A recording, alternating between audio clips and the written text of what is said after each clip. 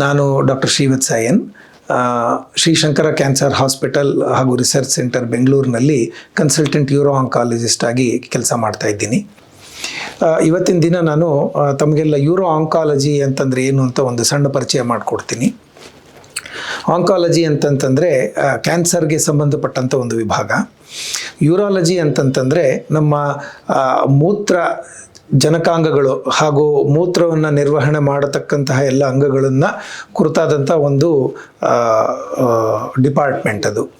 So euro oncology ಅಂತಂತಂದರೆ ಈ ಮೂತ್ರಕೋಶದಲ್ಲಿ ಆಗಿರಬಹುದು ಅಥವಾ ಮೂತ್ರ ನಿರ್ವಹಣಾ ಅಂಗಗಳಲ್ಲಿ ಆಗಿರಬಹುದು, ಕ್ಯಾನ್ಸರ್ ಬಂದಾಗ ಅದನ್ನು ಪರಿಶೀಲನೆ ಮಾಡಿ ಅದಕ್ಕೆ ಸೂಕ್ತ ಚಿಕಿತ್ಸೆ ಕೊಡುವಂತಹ ಒಂದು ವಿಭಾಗ, ಅದನ್ನು ಯೂರೋ ಆಂಕಾಲಜಿ ಅಂತ ಕರಿತೀವಿ. ಹಾಗಂತಂದರೆ ಈ ಮೂತ್ರಕೋಶದಲ್ಲಿರುವಂಥ ಅಂಗಗಳು ಯಾವುದು ಅನ್ನೋದನ್ನು ತಾವೆಲ್ಲ ಒಂದು ಕುತೂಹಲದಲ್ಲಿ ನೋಡ್ತಾ ಇರಬಹುದು. ಅದನ್ನು ಪರಿಚಯ ಮಾಡಿಕೊಡೋದಕ್ಕೆ ಈ ಮಾಡೆಲ್ ಇದೆ ನನ್ನ ಹತ್ರ. ಸೊ ಯೂರೋ ಆಂಕಾಲಜಿನಲ್ಲಿ ಕೆಲವು ಇಂಪಾರ್ಟೆಂಟ್ ಆರ್ಗನ್ಸ್ ಇರ್ತವೆ. ತಾವೆಲ್ಲ ಕೇಳಿರ್ತೀರಿ ಕಿಡ್ನಿ ಅಂತ. ಪ್ರತಿಯೊಬ್ಬ ಮನುಷ್ಯನಿಗೂ 2 ಕಿಡ್ನಿ ಇರುತ್ತೆ, ಬಲಗಡೆಯಲ್ಲಿ ಒಂದು, ಎಡಗಡೆಯಲ್ಲಿ ಒಂದು. ಅದು ನಮ್ಮ ಮೇಲ್ಭಾಗದ ಬೆನ್ನಿನ ಹಿಂಭಾಗದಲ್ಲಿ ಇರ್ತಕ್ಕಂಥ ಈ ಅಂಗಗಳು. ಅಲ್ಲಿಂದ ಈ ಯೂರಿನ್ ಮೂತ್ರ ಉತ್ಪಾದನೆ ಆಗಿ ಈ ಮೂತ್ರನಾಳಗಳಲ್ಲಿ, ಇದನ್ನು ಯುರೇಟರ್ಸ್ ಅಂತ ಕರಿತೀವಿ, ಮೂತ್ರನಾಳಗಳ ಮೂಲಕ ಒಂದು ಮೂತ್ರಚೀಲಕ್ಕೆ ಶೇಖರಣೆ ಆಗುತ್ತೆ. ಮೂತ್ರಚೀಲವನ್ನು ಇಂಗ್ಲೀಷ್ನಲ್ಲಿ ಯೂರಿನರಿ ಬ್ಲ್ಯಾಡರ್ ಅಂತ ಕೂಡ ಕರಿತೀವಿ. ಯೂರಿನರಿ ಬ್ಲ್ಯಾಡರ್ನಲ್ಲಿ ಮೂತ್ರ ಶೇಖರಣೆಯಾಗಿ ವ್ಯವಸ್ಥಿತವಾಗಿ 2 ಗಂಟೆಗೊಮ್ಮೆ 3 ಗಂಟೆಗೊಮ್ಮೆ ಅದು ಡಿಸ್ಚಾರ್ಜ್ ಆಗುತ್ತೆ. ಡಿಸ್ಚಾರ್ಜ್ ಆಗುವಾಗ ಅದು ಮೂತ್ರ ವಿಸರ್ಜನಾ ನಾಳ ಅಂತ, ಯುರೆತ್ರಾ ಅಂತ ಕರಿತೀವಿ, ಅದರ ಮೂಲಕ ಅದು ಡಿಸ್ಚಾರ್ಜ್ ಆಗುತ್ತೆ. ಇದು ಒಂದು ಯೂರಲಾಜಿಕಲ್ ಆರ್ಗನ್ನು. ಈ ಮೂತ್ರಚೀಲದ ಕೆಳಗೆ ಮೂತ್ರ ವಿಸರ್ಜನಾ ನಾಳದ ಸುತ್ತ ಒಂದು ವೀರ್ಯಕೋಶ ಅನ್ನೋ ಒಂದು ಗ್ರಂಥಿ ಇರುತ್ತೆ. ಅದನ್ನು ಇಂಗ್ಲೀಷ್ನಲ್ಲಿ ಪ್ರಾಸ್ಟೇಟ್ ಗ್ಲ್ಯಾಂಡ್ ಅಂತ ಕೂಡ ಕರಿತೀವಿ. ಈ ವೀರ್ಯಕೋಶ ಕೂಡ ಈ ಯೂರಿನರಿ ಸಿಸ್ಟಮ್ಗೆ ತುಂಬ ಹತ್ತಿರವಾಗಿ ಸಂಬಂಧಿತವಾಗಿರುತ್ತೆ. ಇವೆಲ್ಲವೂ ಸೇರಿಕೊಂಡಾಗ ಇದನ್ನು ಯೂರಿನರಿ ಸಿಸ್ಟಮ್ ಅಥವಾ ಯೂರಲಾಜಿಕಲ್ ಸಿಸ್ಟಮ್ ಅಂತ ಕರಿತೀವಿ. ಈ ಯಾವುದೇ ಒಂದು ಅಂಗದಲ್ಲಿ ಕ್ಯಾನ್ಸರ್ ಆದಾಗ ಅದರ ಪರಿಶೀಲನೆ, ಅದು ಯಾವ ಸ್ಟೇಜ್ನಲ್ಲಿ, ಯಾವ ಹಂತದಲ್ಲಿದೆ ಅಂತ ತಿಳ್ಕೊಳ್ಳೋದು, ಅದಕ್ಕೆ ಮತ್ತು ಸೂಕ್ತವಾಗಿ ಚಿಕಿತ್ಸೆ ಕೊಡುವಂಥ ಒಂದು ವಿಭಾಗನ ಯೂರೋ ಆಂಕಾಲಜಿ ವಿಭಾಗ ಅಂತ ಕರಿತೀವಿ. ನಾನು ಸ್ಪೆಸಿಫಿಕ್ ಆಗಿ ಕಿಡ್ನಿ ಕ್ಯಾನ್ಸರ್ ಅಂದರೆ ಏನು, ಅದನ್ನು ನಾವು ಹೇಗೆ ಪತ್ತೆ ಹಚ್ಚಬಹುದು, ಅದರ ರೋಗ ಲಕ್ಷಣಗಳು ಏನು, ಅದು ಬರದೇ ಇರೋ ಹಾಗೆ ನಾವು ತಡೆಗಟ್ಟೋದು ಹೇಗೆ, ಅದು ಬಂದರೆ ಅದಕ್ಕೆ ಚಿಕಿತ್ಸೆ ಯಾವ ರೀತಿ ಇರುತ್ತೆ ಅನ್ನೋದನ್ನೆಲ್ಲ ನಾನು ವಿಸ್ತಾರವಾಗಿ ತಮಗೆ ತಿಳಿಸ್ಕೊಡ್ತೀನಿ. ಮೊದಲಿಗೆ ಕಿಡ್ನಿ ಅಂದರೆ ಏನು ಅನ್ನೋದನ್ನು ಒಂದು ಸ್ವಲ್ಪ ತಿಳ್ಕೊಳ್ಳೋಣ. ಕಿಡ್ನಿ ಅಂತಂತಂದರೆ ಮೂತ್ರಪಿಂಡ ಅಂತ ಕೂಡ ಕರಿತೀವಿ. ಪ್ರತಿಯೊಬ್ಬ ಮನುಷ್ಯನಿಗೂ ಸಾಮಾನ್ಯವಾಗಿ 2 ಮೂತ್ರಪಿಂಡ ಇರುತ್ತೆ, ಬಲಗಡೆಗೊಂದು ಎಡಗಡೆಗೊಂದು ಮೂತ್ರಪಿಂಡ ಇರುತ್ತೆ. ಕೆಲವರಿಗೆ ಹುಟ್ಟಿನಿಂದಲೇ ಒಂದೇ ಒಂದು ಕಿಡ್ನಿ ಇರುತ್ತೆ. ಹಾಗಿದ್ದಾಗಲೂ ಸಹಿತ ಅವರು ನಾರ್ಮಲ್ ಆಗಿ ಜೀವನ ಮಾಡ್ತಾರೆ, ಅದರ ಬಗ್ಗೆ ಏನು ಆತಂಕ ಬೇಕಾಗಿಲ್ಲ.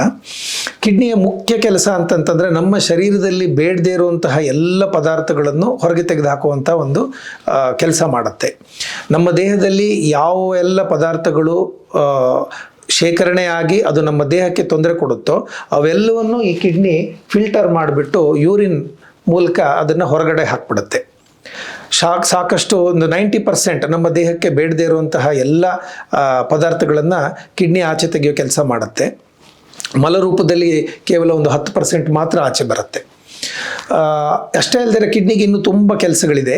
ಅಂತಂದರೆ ನಮ್ಮ ದೇಹದಲ್ಲಿರುವಂತಹ ರಕ್ತದ ಒತ್ತಡ, ಅಂದರೆ ಬ್ಲಡ್ ಪ್ರೆಷರ್ ಅಂತ ನಾವೇನು ಕರಿತೀವಿ, ಅದರ ನಿರ್ವಹಣೆ ಕಿಡ್ನಿಗಳು ಮಾಡುತ್ತೆ. ಹಾರ್ಟ್ ಒಂದು ಪಂಪ್ ಅಷ್ಟೇ, ಹಾರ್ಟ್ ಪಂಪ್ ಮಾಡಿ ರಕ್ತವನ್ನು ದೇಹದ ಎಲ್ಲ ಭಾಗಗಳಿಗೂ ಹಂಚ್ತಾ ಹೋಯಿತು ಅಂತಂತಂದರೆ BP blood pressure maintenance kidney ಮಾಡುತ್ತೆ.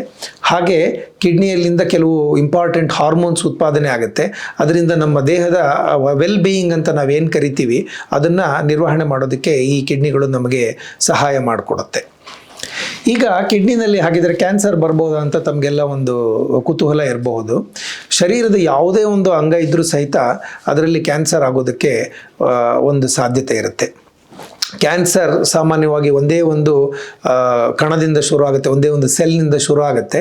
ಹಾಗೆ ಅದು ಅನ್ಕಂಟ್ರೋಲ್ಡ್ ಆಗಿ ಬೆಳೀತಾ ಹೋದಾಗ ಯಾವುದೇ ಒಂದು ಆರ್ಗನ್ನಲ್ಲೂ ಈ ಕ್ಯಾನ್ಸರ್ ಬರೋದಕ್ಕೆ ಸಾಧ್ಯತೆ ಇರುತ್ತೆ. ಈಗ ಕಿಡ್ನಿನಲ್ಲಿ ಕ್ಯಾನ್ಸರ್ ಬರುತ್ತೆ, ಹಾಗಿದ್ರೆ ಅದರ ರೋಗ ಲಕ್ಷಣಗಳೇನು ಅಂತ ತಿಳ್ಕೊಳ್ಳೋಣ.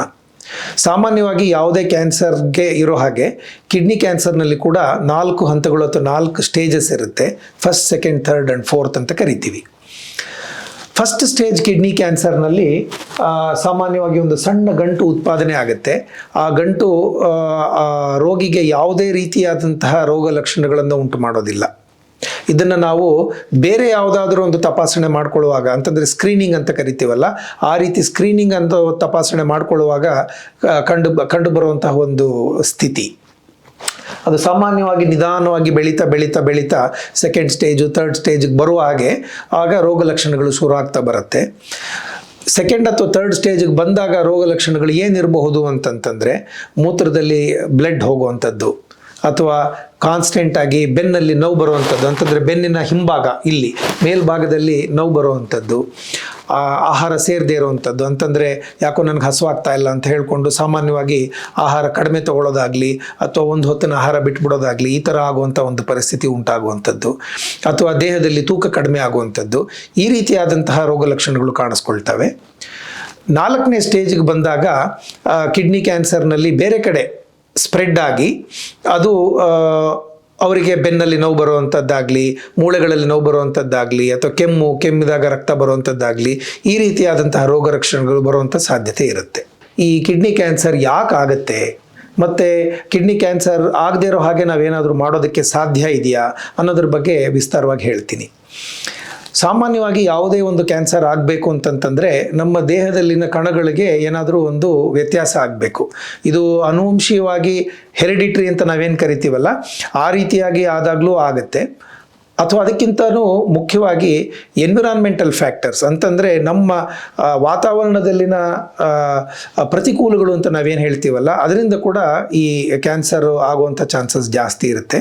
ಅದು ಇತ್ತೀಚಿನ ಒಂದು 20 ವರ್ಷಗಳಲ್ಲಿ ತುಂಬ ಹೆಚ್ಚಾಗಿ ನಾವು ಕಾಣ್ತಾ ಇದ್ದೀವಿ. ಯಾಕೆಂತಂದರೆ ನಮ್ಮ ದೇಶದಲ್ಲಿ ಇವಾಗ ಅರ್ಬನೈಸೇಷನ್ ಅಂತ ಏನು ಹೇಳ್ತೀವಲ್ಲ, ಹೊಸ ಹೊಸ ಟೆಕ್ನಾಲಜೀಸ್ ಬರ್ತಾ ಇದೆ, ಹೊಸ ಹೊಸ ಆವಿಷ್ಕಾರಗಳು ಬರ್ತಾ ಇದೆ, ಹೊಸ ಹೊಸ ಇಂಡಸ್ಟ್ರೀಸ್ ಬರ್ತಾ ಇದೆ, ಪೊಲ್ಯೂಷನ್ ಜಾಸ್ತಿ ಆಗ್ತಾ ಇದೆ, ಮತ್ತು ಪ್ರೋಸೆಸ್ಡ್ ಫುಡ್ಸ್ ಜಾಸ್ತಿ ತಿಂತಾ ಇದ್ದೀವಿ. ಈ ರೀತಿಯಾಗಿ ನಾವು ಅರ್ಬನೈಸ್ ಆಗ್ತಾ ಇರೋದ್ರಿಂದ ಈ ಇತ್ತೀಚಿನ ಒಂದು 20 ವರ್ಷಗಳಲ್ಲಿ ಈ ಕ್ಯಾನ್ಸರ್ ತುಂಬ ಜಾಸ್ತಿ ಆಗ್ತಾ ಇದೆ.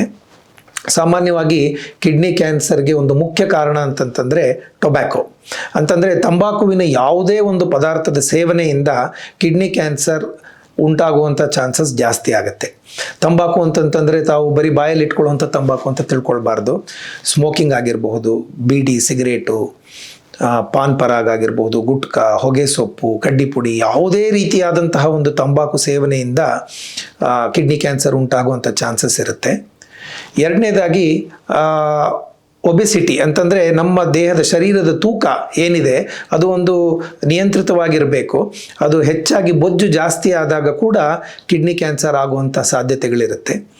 ಮೂರನೇದಾಗಿ ಮದ್ಯಪಾನ ಸೇವನೆ, ಅತಿ ಹೆಚ್ಚು ಪ್ರಮಾಣದಲ್ಲಿ ಮದ್ಯಪಾನ ಸೇವನೆ ಮಾಡೋದರಿಂದ ಕೂಡ ಕಿಡ್ನಿ ಕ್ಯಾನ್ಸರ್ ಆಗುವಂತಹ ಒಂದು ಸಾಧ್ಯತೆ ಇರುತ್ತೆ. ನಾಲ್ಕನೇದಾಗಿ ತಲೆಗೆ ಬಣ್ಣ ಹಚ್ತಾರೆ. ಸಾಕಷ್ಟು ಜನ ನನಗಿನ್ನೂ ವಯಸ್ಸಾಗಿಲ್ಲ ಅಂತ ತೋರಿಸ್ಕೊಳ್ಬೇಕು ಅಂತ ಹೇಳ್ಕೊಂಡು ತಲೆ ಕೂದಲು ನೆರಿತಾ ಇದ್ರು, ಬೆಳ್ಳಗಾಗ್ತಾ ಇದ್ರು ಸಹಿತ ತಲೆಗೆ ಬಣ್ಣ ಹಚ್ಚಿಸ್ತಾ ಇರ್ತಾರೆ. ಹೀಗೆ ಪದೇ ಪದೇಯಾಗಿ ತಲೆಗೆ ಬಣ್ಣ ಹಚ್ಚೋದ್ರಿಂದ ಅದರಲ್ಲಿರುವಂತಹ ಕೆಲವು ವಿಷಕಾರಿಯಾದಂತಹ ಕೆಮಿಕಲ್ಸ್ ನಮ್ಮ ದೇಹದೊಳಗಡೆ ಸೇರಿಕೊಂಡು ಅದು ಕಿಡ್ನಿ ಮೂಲಕ ಹೊರಗೆ ಬರಬೇಕದು. ಕಿಡ್ನಿ ಮೂಲಕ ಹೊರಗೆ ಬರುವಾಗ ಕಿಡ್ನಿನಲ್ಲಿ ಅದು ದೊಡ್ಡ ದೊಡ್ಡ ಪ್ರಮಾಣದಲ್ಲಿರುವಂತಹ ಆ ಪದಾರ್ಥಗಳು ಕಿಡ್ನಿಯಿಂದ ಹೊರಗೆ ಬರೋದಿಲ್ಲ, ಕಿಡ್ನಿನಲ್ಲಿ ಟ್ರ್ಯಾಪ್ ಆಗಿಬಿಡುತ್ತೆ. ಅವು ಕಿಡ್ನಿ ಒಳಗಡೆಗೆ ಶೇಖರಣೆ ಆಗಿ ಕಿಡ್ನಿನಲ್ಲಿ ಕ್ಯಾನ್ಸರ್ ಉಂಟು ಮಾಡುತ್ತೆ ಅಂತ ನಮ್ಮ ಸಂಶೋಧನೆಗಳು ಹೇಳುತ್ತೆ. ಸೊ ಇವೆಲ್ಲವೂ ಯಾವುದಾದ್ರೂ ಅಂದರೆ ನಾನು ಇದನ್ನು ಮಾಡಿಲ್ಲ ಅದನ್ನು ಮಾಡಿಲ್ಲ ಎಲ್ಲ ಒಟ್ಟಿಗೆ ಮಾಡಿದರೆ ಮಾತ್ರ ಬರುತ್ತೆ ಅಂತಿಲ್ಲ. ಇವಲ್ಲಿ ಯಾವುದಾದ್ರೂ ಒಂದು ನಾವು ಹವ್ಯಾಸವನ್ನು ನಾವು ಬಳಸ್ಕೊಂಡ್ರೆ ಕೂಡ ಕಿಡ್ನಿ ಕ್ಯಾನ್ಸರ್ ಆಗೋದಕ್ಕೆ ಸಾಧ್ಯತೆ ಇರುತ್ತೆ. ಹಾಗಾಗಿ ನಾವು ಈ ಕಿಡ್ನಿ ಕ್ಯಾನ್ಸರ್ ನಮಗೆ ಬರಬಾರ್ದು ಅನ್ನುವಂಥ ಒಂದು ಪರಿಸ್ಥಿತಿ ನಾವು ನೋಡ್ಕೊಳ್ಬೇಕು, ನಮ್ಮ ಆರೋಗ್ಯ ನಾವು ನೋಡ್ಕೊಳ್ಬೇಕು ಅಂತಂತಂದರೆ ಮದ್ಯಪಾನ ಸೇವನೆ ಕಡಿಮೆ ಮಾಡಬೇಕು ಅಥವಾ ಬಿಟ್ಬಿಡಬೇಕು. ತಂಬಾಕು ಸೇವನೆಯನ್ನು ಸಂಪೂರ್ಣವಾಗಿ ಯಾವುದೇ ವಿಧದಲ್ಲಿ ಮಾಡ್ತಾ ಇದ್ರೂ ಕೂಡ ಅದನ್ನು ನಿಲ್ಲಿಸ್ಬಿಡಬೇಕು. ನಮ್ಮ ದೇಹದ ಒಂದು ವೆಯ್ಟ್ ಏನಿದೆ ಅದನ್ನು ಸಮತೋಲನದಲ್ಲಿ ಇಟ್ಕೊಳ್ಳೋದಕ್ಕೆ ಬೇಕಾದಂತಹ ಆಹಾರ ಪದ್ಧತಿಗಳು, ವ್ಯಾಯಾಮಗಳನ್ನು ನಾವು ಅನುಸರಿಸಬೇಕು. ಚೆನ್ನಾಗಿ ನೀರು ಕುಡಿಬೇಕು. ಪ್ರತಿ ಮನುಷ್ಯ ಒಂದು ದಿನದಲ್ಲಿ ಕನಿಷ್ಠ ಪಕ್ಷ 6 ರಿಂದ 8 ಸಲ ಮೂತ್ರ ವಿಸರ್ಜನೆ ಮಾಡಬೇಕು. ಅವಾಗ ಏನಾಗುತ್ತೆ, ನಮ್ಮ ದೇಹದಲ್ಲಿ ಆ ಪೊಲ್ಯೂಷನ್ ಏನಿದೆಯಲ್ಲ ಅದು ತುಂಬ ಹೊತ್ತಿನ ಕಾಲ ಕಿಡ್ನಿಯಲ್ಲಾಗಲಿ ಅಥವಾ ಮೂತ್ರನಾಳಗಳಲ್ಲಿ, ಮೂತ್ರಕೋಶದಲ್ಲಿ, ಮೂತ್ರಚಲದಲ್ಲಾಗಲಿ ಶೇಖರಣೆ ಆಗೋದಿಲ್ಲ. ಪೀರಿಯಾಡಿಕಲ್ ಆಗಿ ಅದು ಹೊರಗೆ ಬಂದ್ಬಿಡ್ತಾ ಇರುತ್ತೆ. ಹಾಗಾಗಿ ಅದರಿಂದ ಆಗುವಂತಹ ಡ್ಯಾಮೇಜ್ ಏನಿದೆ ಅದು ತುಂಬ ಕಡಿಮೆ ಪ್ರಮಾಣದಲ್ಲಿರುತ್ತೆ. ಸೊ ಇದು ಕೂಡ ತುಂಬ ಮುಖ್ಯವಾದ ಒಂದು ಅಂಶ. ಈ ರೀತಿ ಮಾಡೋದರಿಂದ ಕಿಡ್ನಿ ಕ್ಯಾನ್ಸರ್ ಉಂಟಾಗುವಂತಹ ಸಾಧ್ಯತೆಗಳನ್ನು ನಾವು ಕಡಿಮೆ ಮಾಡ್ಕೊಳ್ಬಹುದು. ಸಾಮಾನ್ಯವಾಗಿ ನಮ್ಮ ಹತ್ರ ಬರುವಂತಹ ಎಲ್ಲ ಪೇಷಂಟ್ಸು ನಮ್ಮನ್ನು ಕೇಳುವಂಥ ಒಂದು ಕಾಮನ್ ಕ್ವೆಶ್ಚನ್ ಇದು ಅಂತಂದರೆ, ಡಾಕ್ಟರ್ ನಾನು ಎಷ್ಟು ನೀರು ಕುಡಿಬೇಕು ಪ್ರತಿನಿತ್ಯ ಅಂತ ಕೇಳ್ತಾರೆ. ಅದಕ್ಕೆ ಇವತ್ತು ಉತ್ತರ ಕೊಡೋಣ ಅಂತ. ನೀವು ಇಂತಿಷ್ಟು ನಿರ್ದಿಷ್ಟ ಪ್ರಮಾಣದಲ್ಲಿ ನೀವು ನೀರು ಕುಡಿಬೇಕು ಅನ್ನೋದನ್ನು ನಾವು ಯಾವ ಪೇಷಂಟ್ಗೂ ಹೇಳೋದಿಲ್ಲ. ಹಾಗೆ ಯಾವ ನಾರ್ಮಲ್ ವ್ಯಕ್ತಿಗೆ ಕೂಡ ನಾವು ಒಂದು ಲಿಮಿಟ್ ಅಂತ ಕೊಡೋದಿಲ್ಲ. ನೀವು 2 ಲೀಟರ್ ನೀರು ಕುಡೀರಿ, 3 ಲೀಟರ್ ನೀರು ಕುಡೀರಿ, ಈ ರೀತಿಯಾಗಿ ನಾವು ಯಾರಿಗೂ ಹೇಳೋದಿಲ್ಲ. ನಾವು ಏನು ಹೇಳ್ತೀವಿ ಅಂತಂತಂದರೆ, ಸಾಮಾನ್ಯವಾಗಿ ನಮ್ಮಲ್ಲಿರುವಂತಹ ಆಹಾರಗಳಲ್ಲಾಗಲಿ ಅಥವಾ ನಾವು ಕುಡಿಯುವಂಥ ದ್ರವ್ಯಗಳಲ್ಲಾಗಲಿ ನಮಗೆ ಸಾಕಷ್ಟು ನೀರು ನಮ್ಮ ದೇಹಕ್ಕೆ ತಾನಾಗೇ ಬರುತ್ತೆ. ಸಾಮಾನ್ಯವಾಗಿ ಅದು ದಕ್ಷಿಣ ಭಾರತದಲ್ಲಿ ನೀವು ನೋಡಬೇಕು ಅಂತಂತಂದರೆ 70-80% ನಮ್ಮ ಆಹಾರದಲ್ಲಿ ಕೂಡ ನೀರೇ ಇರುತ್ತೆ.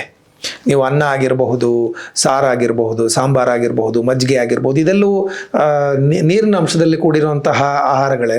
ಹಾಗಾಗಿ ನಮ್ಮ ದೇಹಕ್ಕೆ ನಮಗೆ ಗೊತ್ತಿಲ್ಲದೇನೆ ಸಾಕಷ್ಟು ನೀರು ಸೇರ್ಕೊಳ್ತಾ ಇರುತ್ತೆ.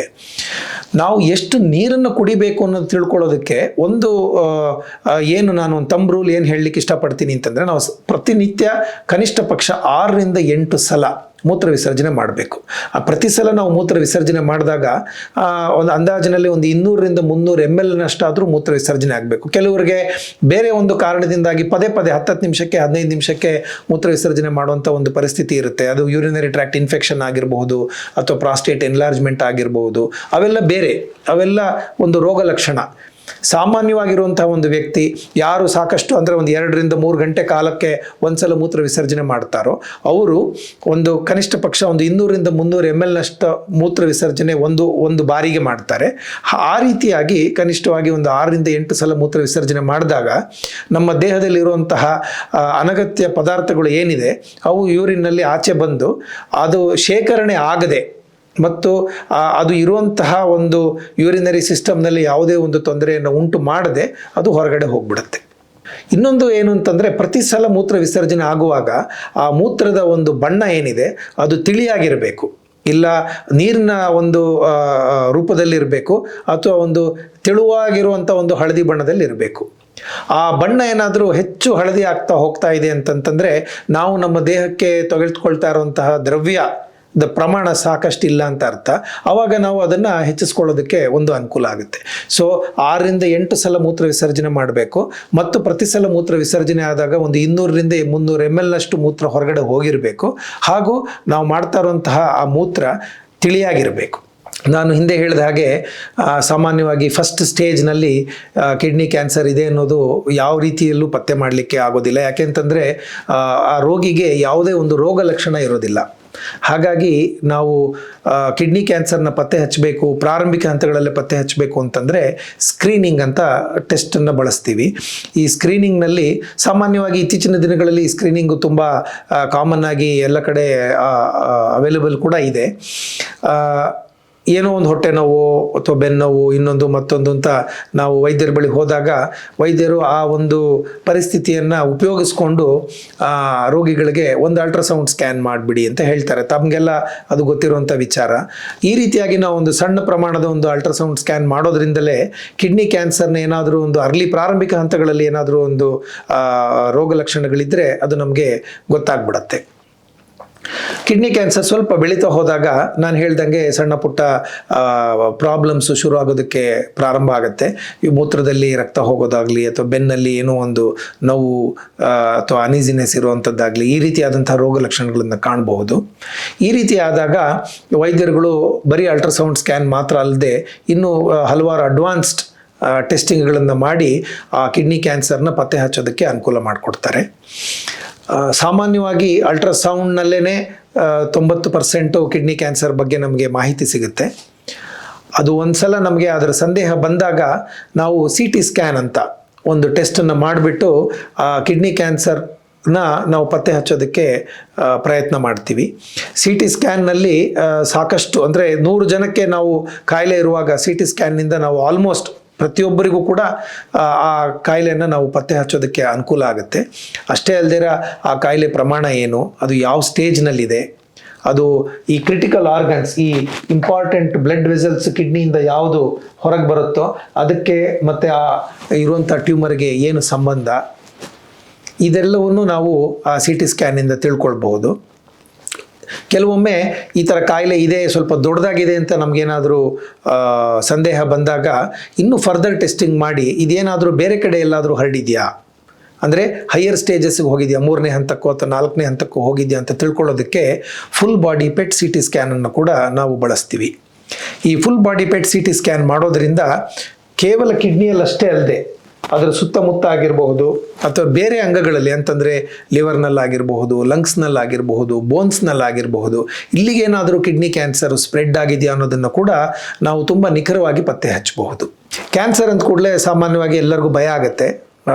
ಕ್ಯಾನ್ಸರ್ ಅಂದಾಗ ಇನ್ನು ಮತ್ತೆ ಮುಗೀತು, ನಮ್ಮ ಆಯಸ್ಸು ಮುಗೀತು, ನಮ್ಮ ಜೀವನ ಮುಗೀತು, ಮತ್ತೆಲ್ಲ ಕಷ್ಟದಲ್ಲೇ ಇರಬೇಕು, ನಾವು ಇರೋ ತನಕನೂ, ಇವತ್ತಿಂದಲೂ ಇರೋ ತನಕನೂ, ಕಡೆ ತನಕನೂ ನಾನು ಕಷ್ಟಪಟ್ಟೆ ನಾನು ಅನುಭವಿಸಿಯೇ ಹೋಗಬೇಕು ಅನ್ನೋದು ಒಂದು ಸಾಮಾನ್ಯವಾಗಿ ಎಲ್ಲ ಜನರಲ್ಲಿ ಇರುವಂಥ ಒಂದು ಸಾಮಾನ್ಯ ಜ್ಞಾನ ಅದು. ಅದ್ರ ಬಗ್ಗೆ ನಾನು ತಮಗೆಲ್ಲ ಏನು ಹೇಳೋದಕ್ಕೆ ಇಷ್ಟಪಡ್ತೀನಿ ಅಂತಂತಂದರೆ, ಎಲ್ಲ ಕ್ಯಾನ್ಸರ್ಗಳು ಆ ರೀತಿ ಇರೋದಿಲ್ಲ ಮತ್ತು ಎಲ್ಲ ಹಂತಗಳಲ್ಲೂ ಒಂದೊಂದು ಹಂತಕ್ಕೆ ಒಂದೊಂದು ರೀತಿಯಾದಂಥ ಚಿಕಿತ್ಸೆ ಇರುತ್ತೆ. ಹಾಗೂ ಸಾಕಷ್ಟು ಜನಕ್ಕೆ ನಾವು ಈ ಕ್ಯಾನ್ಸರ್ ಸೂಕ್ತವಾಗಿ ಟ್ರೀಟ್ಮೆಂಟ್ ಕೊಟ್ಟಾಗ ಅದರಿಂದ ಸಂಪೂರ್ಣವಾಗಿ ಗುಣಮುಖರಾಗೋದಕ್ಕೆ ನಾವೊಂದು ಅವಕಾಶ ಮಾಡಿಕೊಡ್ಬಹುದು. ಹಾಗಾಗಿ ಕ್ಯಾನ್ಸರ್ ಬಂದುಬಿಟ್ಟಿದೆ ಮತ್ತು ಇನ್ನೇನು ಇದಕ್ಕೆ ಚಿಕಿತ್ಸೆ ಇಲ್ಲ ಮತ್ತು ನನ್ನ ಆಯಸ್ಸು ಮುಗಿತು ಅನ್ನೋ ಒಂದು ಆತಂಕ ಮಾತ್ರ ಖಂಡಿತ ಬೇಡ. ಈಗ ನಾವು ಕಿಡ್ನಿಯಲ್ಲಿ ಕ್ಯಾನ್ಸರ್ ಆದಾಗ ಯಾವ ರೀತಿ ನಾವು ಅದಕ್ಕೆ ಟ್ರೀಟ್ಮೆಂಟ್ ಕೊಡ್ತೀವಿ ಅನ್ನೋದ್ರ ಬಗ್ಗೆ ಹೇಳ್ತೀನಿ. ಸಾಮಾನ್ಯವಾಗಿ 1ನೇ ಹಂತದಲ್ಲಿ ಅಥವಾ 2ನೇ ಹಂತದಲ್ಲಿ ನಾವು ಕಿಡ್ನಿ ಕ್ಯಾನ್ಸರ್ನ ಪತ್ತೆ ಹಚ್ಚಿದಾಗ ಕ್ಯಾನ್ಸರ್ ತುಂಬ ಸಣ್ಣ ಪ್ರಮಾಣದಲ್ಲಿರುತ್ತೆ. ಯಾವುದಾದ್ರೂ ಒಂದು ಕಿಡ್ನಿಯ ಒಂದು ಭಾಗದಲ್ಲಿ ಮಾತ್ರ ಅದಿರುತ್ತೆ, ಪೂರ್ತಿ ಕಿಡ್ನಿಯನ್ನು ಅದು ಆವರಿಸಿರೋದಿಲ್ಲ. ಹಾಗಾಗಿ ಈ ಫಸ್ಟ್ ಅಥವಾ ಸೆಕೆಂಡ್ ಸ್ಟೇಜ್ನಲ್ಲೇ ನಾವು ಕಿಡ್ನಿ ಕ್ಯಾನ್ಸರ್ನ ಪತ್ತೆ ಹಚ್ಚಿದಾಗ ಕೇವಲ ಆ ಟ್ಯೂಮರ್ನ ಮಾತ್ರ ತೆಗೆದು ಮಿಕ್ಕ ಕಿಡ್ನಿಯನ್ನು ನಾವು ಉಳಿಸೋದಕ್ಕೆ ಕೂಡ ಸಹಾಯ ಮಾಡಬಹುದು. ಇದನ್ನು ನೆಫ್ರಾನ್ ಸ್ಪೇರಿಂಗ್ ಸರ್ಜರಿ ಅಂತ ಕರಿತೀವಿ. ಇದು ಒಂದು ಅಡ್ವಾನ್ಸ್ಡ್ ಸರ್ಜಿಕಲ್ ಟೆಕ್ನಿಕ್ಕು. ಈ ರೀತಿಯಾಗಿ ನಾವು ಶಸ್ತ್ರಚಿಕಿತ್ಸೆ ಮಾಡಿ ಕೇವಲ ಟ್ಯೂಮರ್ ಪಾರ್ಟನ್ನು ತೆಗೆದು ಕಿಡ್ನಿಯನ್ನು ಉಳಿಸಿದಾಗ ರೋಗಿಗಳು ಮತ್ತೆ ಸಂಪೂರ್ಣವಾಗಿ ಗುಣಮುಖರಾಗಿ ಎರಡೂ ಕಿಡ್ನಿಯನ್ನು, ಅಂತಂದರೆ ಆಪೋಸಿಟಲ್ಲಿರುವಂಥ ಕಿಡ್ನಿ ಮತ್ತು ಕಾಯಿಲೆ ಉಂಟಾಗಿದ್ದಂತಹ ಕಿಡ್ನಿಯನ್ನು ಕೂಡ ರಕ್ಷಣೆ ಮಾಡಿಕೊಂಡು ನಾರ್ಮಲ್ ಜೀವನ ಶೈಲಿಯನ್ನು ನಡೆಸಬಹುದು. ಈ ಒಂದು ಚಿಕಿತ್ಸೆ ಮಾಡೋದಕ್ಕೆ ನಾವು ಅಡ್ವಾನ್ಸ್ಡ್ ಟೆಕ್ನಾಲಜೀಸ್ನ ಕೂಡ ಬಳಸ್ತೀವಿ. ಅಂದರೆ ರೊಬಾಟಿಕ್ ಸರ್ಜರಿ ಅಂತ ಕರಿತೀವಿ. ಇದನ್ನು ಸಣ್ಣ ಸಣ್ಣ ಕೀ ಹೋಲ್ಸ್ ಮಾಡಿಬಿಟ್ಟು ಸಣ್ಣ ಪ್ರಮಾಣದಲ್ಲಿ ಹೊರಗಡೆಯಿಂದ ದೊಡ್ಡ ಒಂದು ಆಪರೇಷನ್ ಇಲ್ಲದೇನೆ ಸಣ್ಣ ಸಣ್ಣ ರಂಧ್ರಗಳಲ್ಲೇ ಈ ಶಸ್ತ್ರಚಿಕಿತ್ಸೆಯನ್ನು ನಾವು ಮುಗಿಸ್ಬಿಡ್ತೀವಿ. ಇದರಿಂದಾಗಿ ರೋಗಿಗಳು ತುಂಬ ಬೇಗ ಗುಣಮುಖರಾಗ್ತಾರೆ. ಜಾಸ್ತಿ ಅವರಿಗೆ ಒಂದು ದೊಡ್ಡ ಆಪರೇಷನ್ ಆಗಿದೆ ಅನ್ನೋ ಒಂದು ಅನಿಸಿಕೆನೇ ಇರೋದಿಲ್ಲ. ಒಂದು 10 ದಿನ 15 ದಿನಗಳಲ್ಲೇ ಅವರ ಹಿಂದಿನ ಜೀವನ ಶೈಲಿಗೆ ಬಂದು ಬಿಡ್ತಾರೆ. ಹಾಗಾಗಿ ದೊಡ್ಡ ಒಂದು ಕಾಯಿಲೆ ಇದ್ರೂ ಕೂಡ ಅದು ಒಂದು ಸಣ್ಣ ಪ್ರಮಾಣದ ಒಂದು ಚಿಕಿತ್ಸೆಯಲ್ಲೇ ಅದು ಸಂಪೂರ್ಣವಾಗಿ ಗುಣಮುಖ ಆಗೋದಕ್ಕೆ ಸಾಧ್ಯ ಇರುತ್ತೆ. 3ನೇ ಹಂತದಲ್ಲಿ ಕಿಡ್ನಿ ಕ್ಯಾನ್ಸರ್ನ ನಾವು ಪತ್ತೆ ಹಚ್ಚಿದಾಗ ಕೂಡ ಕಿಡ್ನಿ ಕ್ಯಾನ್ಸರ್ನ ಹೆಚ್ಚಿನ ಪ್ರಮಾಣದಲ್ಲಿ ಸಂಪೂರ್ಣವಾಗಿ ಗುಣ ಮಾಡ್ಕೊಳ್ಳೋದಕ್ಕೆ ಒಂದು ಅವಕಾಶ ಇರುತ್ತೆ. 3ನೇ ಹಂತದಲ್ಲಿ ಸಾಮಾನ್ಯವಾಗಿ ಟ್ಯೂಮರ್ ದೊಡ್ಡದಾಗಿರುತ್ತೆ. ಕಿಡ್ನಿಯನ್ನು ಹೆಚ್ಚಿನ ಅಂಶ ಕಿಡ್ನಿಯನ್ನು ಅದು ಆವರಿಸ್ಕೊಂಡ್ಬಿಟ್ಟಿರುತ್ತೆ. ಕೆಲವೊಮ್ಮೆ ಕಿಡ್ನಿಯಿಂದ ಹೊರಗಡೆ ಬರುವಂಥ ರಕ್ತನಾಳಗಳಲ್ಲಿ ಕೂಡ ಆ ಕ್ಯಾನ್ಸರು ಸ್ಪ್ರೆಡ್ ಆಗಿರೋದಕ್ಕೆ ಸಾಧ್ಯತೆ ಇರುತ್ತೆ. ಈ ರೀತಿ ಇದ್ದಾಗ ಕೂಡ ನಾವು ಆ ಕಿಡ್ನಿಯನ್ನು ಸಂಪೂರ್ಣವಾಗಿ ತೆಗೆದುಬಿಟ್ಟು ಎಲ್ಲಿ ಅದು ಅಕ್ಕಪಕ್ಕದಲ್ಲಿ ಎಲ್ಲೆಲ್ಲಿ ಕ್ಯಾನ್ಸರ್ ಹರಡ್ಕೊಂಡಿದೆಯೋ ಆ ಭಾಗಗಳನ್ನು ಕೂಡ ನಾವು ಕಂಪ್ಲೀಟಾಗಿ ತೆಗೆಯೋದ್ರಿಂದ ಈ ಕ್ಯಾನ್ಸರು ಹೆಚ್ಚಿನ ಪ್ರಮಾಣದಲ್ಲಿ ಗುಣ ಆಗಿಬಿಡುತ್ತೆ. ಇದನ್ನು ಕೂಡ ನಾವು ಕೀಹೋಲ್ ಸರ್ಜರಿ ಅಂದರೆ ರೊಬಾಟಿಕ್ ಸರ್ಜರಿಯಲ್ಲಿ ಆಗಬಹುದು ಅಥವಾ ಲ್ಯಾಪ್ರೋಸ್ಕೋಪಿಕ್ ಸರ್ಜರಿಯಲ್ಲಿ ಆಗಬಹುದು. ಈ ರೀತಿಯಾಗಿ ಸರ್ಜರಿಗಳನ್ನು ಮಾಡಿಕೊಂಡು ರೋಗಿಗಳಿಗೆ ಹೆಚ್ಚು ಕಷ್ಟ ಆಗದ ಹಾಗೆ ಬಹು ಸುಲಭದಲ್ಲಿ ಚಿಕಿತ್ಸೆ ತೆಗೆದುಕೊಂಡು ಬಹುಬೇಗ ಅವರು ಗುಣಮುಖರಾಗೋ ಹಾಗೆ ನಾವು ಮಾಡೋದಕ್ಕೆ ಅವಕಾಶ ಇರುತ್ತೆ. 4ನೇ ಹಂತ ಅಂತಂದರೆ ಕಿಡ್ನಿಯಿಂದ ಅದು ಹೊರಗಡೆ ಬಂದು ಬೇರೆ ಬೇರೆ ಅಂಗಾಂಗಗಳಿಗೆ ಈ ಕ್ಯಾನ್ಸರು ಹರಡ್ಕೊಂಡು ಬಿಟ್ಟಿದ್ರೆ ಅದನ್ನು 4th ಸ್ಟೇಜ್ ಕ್ಯಾನ್ಸರ್ ಅಂತ ಕರಿತೀವಿ. ಈ 4th ಸ್ಟೇಜ್ ಕ್ಯಾನ್ಸರ್ನಲ್ಲಿ ನಾವು ಕಾಯಿಲೆಯನ್ನು ಗುಣ ಮಾಡೋದಕ್ಕೆ ಆಗೋದಿಲ್ಲ. ಹಾಗಂದ ಮಾತ್ರಕ್ಕೆ ತಕ್ಷಣಕ್ಕೆ ರೋಗಿಗೆ ತೊಂದರೆ ಆಗುತ್ತೆ ಅಂತ ಕೂಡ ಇಲ್ಲ. ಇವತ್ತಿನ ದಿನ ನಮ್ಮಲ್ಲಿ ಸಾಕಷ್ಟು ಹೊಸ ತಂತ್ರಜ್ಞಾನ ಇರುವಂಥ ಚಿಕಿತ್ಸೆಗಳು ಇವೆ. ಅವುಗಳನ್ನೆಲ್ಲ ಬಳಸ್ಕೊಂಡು ಈ 4ನೇ ಹಂತದಲ್ಲಿರುವಂತಹ ರೋಗಿಗಳು ಕೂಡ ಸಾಕಷ್ಟು ವರ್ಷ ತಮ್ಮ ಜೀವನ ಶೈಲಿಯನ್ನು ತಾವು ನಿರ್ವಹಣೆ ಮಾಡಿಕೊಂಡು ಎಂದಿನಂತೆ ಇದ್ಕೊಂಡು ಹೋಗೋದಕ್ಕೆ ನಾವು ಅನುಕೂಲ ಮಾಡಿಕೊಡ್ಬಹುದು.